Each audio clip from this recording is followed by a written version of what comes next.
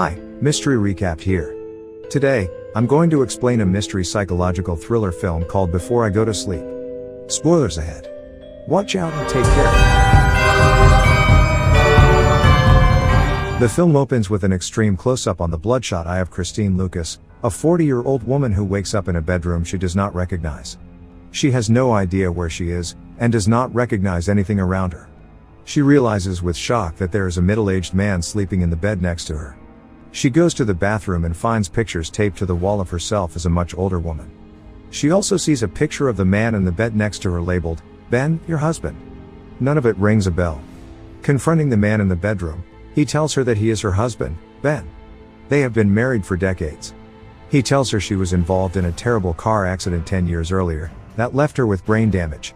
Every evening when she goes to sleep, she forgets everything, waking up with a blank slate the next morning, with no memory of her life from her early 20s onwards. Ben has to go through the same routine every morning. He shows Christine photographs, while telling her the story of their romance and marriage. Ben then gets ready for work and leaves to go teach at a nearby school. While Christine looks around the house, a neurologist named Dr. Nash calls the house.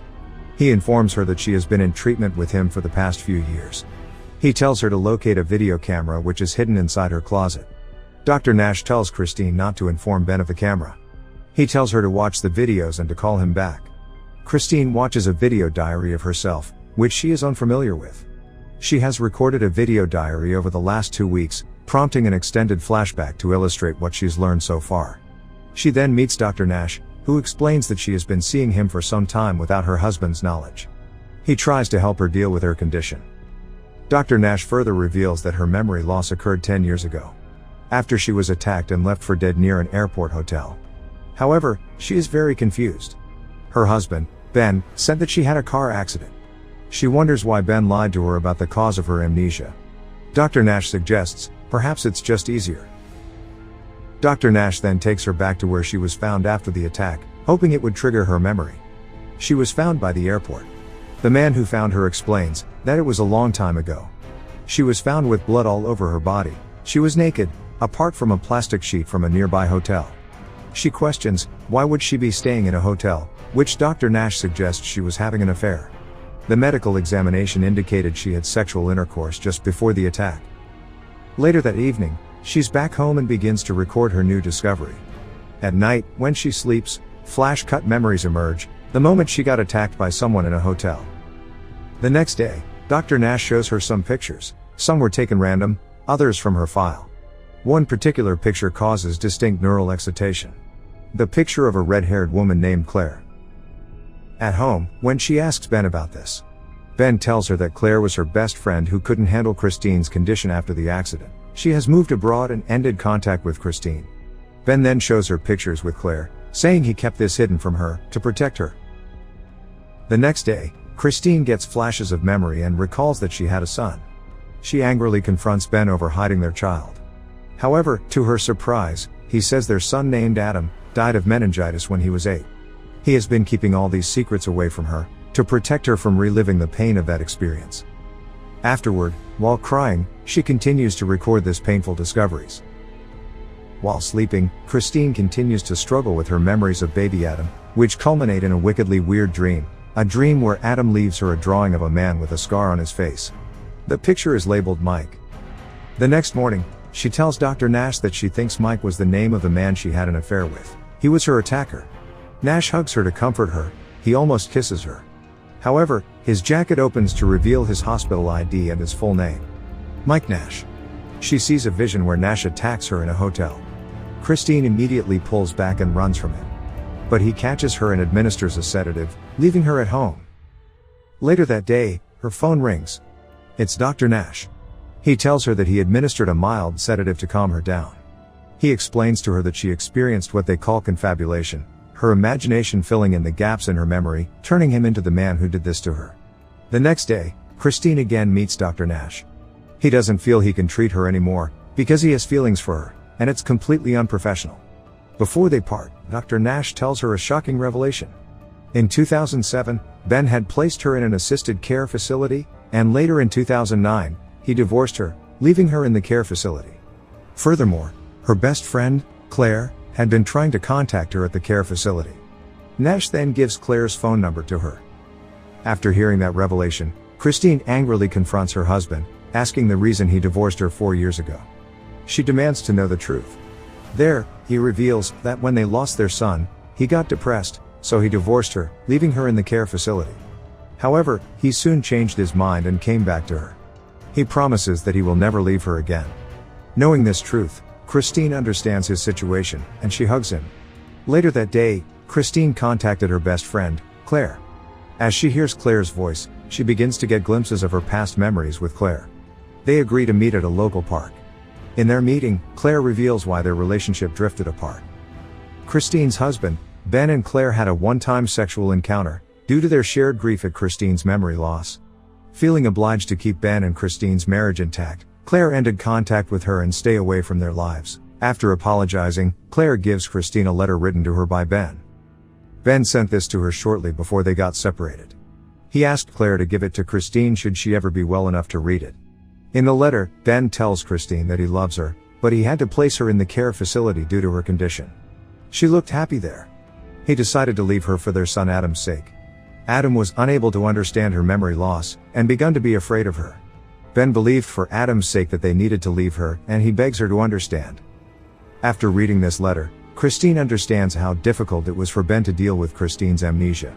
Out of gratitude for his love and care, Christine records a video, saying that Ben is her lover and protector, and she wants to make a life with him. At night, she decides to let Ben see the video she has made on the digital camera. She also tells him that she has been seeing Dr. Nash for quite some time. She admits she didn't trust Ben before, but she completely trusts him now. However, Ben angrily accuses Christine of having an affair with Nash. He strikes her and storms out. On the telephone, Christine talks to Claire about what just happened. Claire is confused. Because she knows Ben, and he is a very good gentleman, he will never strike her like that. So Claire decides to give Ben a call.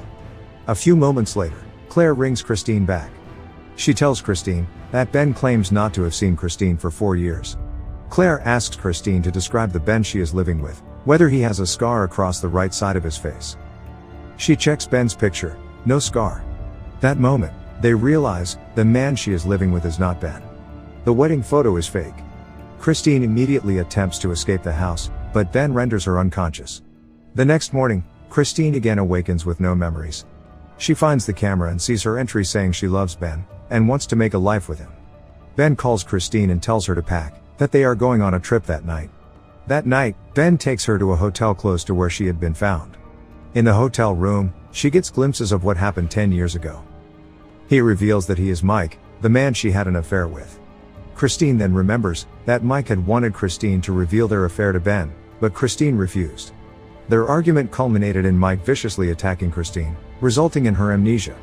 He also inadvertently reveals that Christine's son Adam is still alive. Declaring his love for Christine, Mike deletes the videos on her camera and states that he is no longer interested in playing the part of Ben. He tells Christine that they shall live together, or no one shall live. Another struggle ensues, but this time Christine knocks Mike out and gets away. She sets off the hotel fire alarm while running from the hotel, and is seen telling her story on the camera while waiting in an ambulance. Christine wakes up in a hospital bed and is visited by Nash, this time as a friend and not as her therapist. He assures her the man responsible for her condition, Mike, has been arrested. He tells Christine that she has visitors and that he hopes the visit will provide the breakthrough they have been hoping for. The real Ben comes to visit Christine. And he's brought someone else. Adam, their son, who never died of meningitis. As she sees Adam entering her room, her memories return. With tears full of joy, the two of them hug each other, and the movie ends. Now, for the explanation. I will explain the sequence of events that happened prior to the events in the movie. In 1999, Christine and Ben got married. But not this Ben, the real Ben. In August 1999, their son, Adam, was born. After 4 years, in 2003, Christine had an affair with Mike. Mike wanted Christine to reveal their affair to Ben, but Christine refused and their argument culminated in Mike viciously attacking Christine, resulting in her amnesia. Due to her condition, Ben placed her in an adult community care center. Ben, and her son, Adam, visited her daily. But they had to suffer, as they needed to remind her of her identity daily. During this time, her best friend, Claire, helped the family, and got closer to Ben. One day, Ben and Claire had a one-time sexual encounter, due to their shared grief at Christine's memory loss. Feeling guilty, Claire decided to stay away from their lives.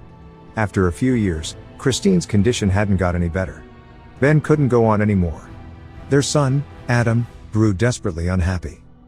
Therefore, in 2009, Van and Adam left Christine for Adam's sake. They left her in the care facility, not visiting her anymore. Mike used this opportunity to disguise himself as her husband. Mike forged Ben's signature and took her home with him. For 4 years, she was tricked into thinking that he was her husband. Until one day, she met Dr. Nash, who gave her a camera to record her thoughts and progress each day. What happens next are the events that you saw in the film. And that's my explanation for the movie. Subscribe for more videos like this, turn on notifications, and leave a like to help the channel out. Thank you for watching.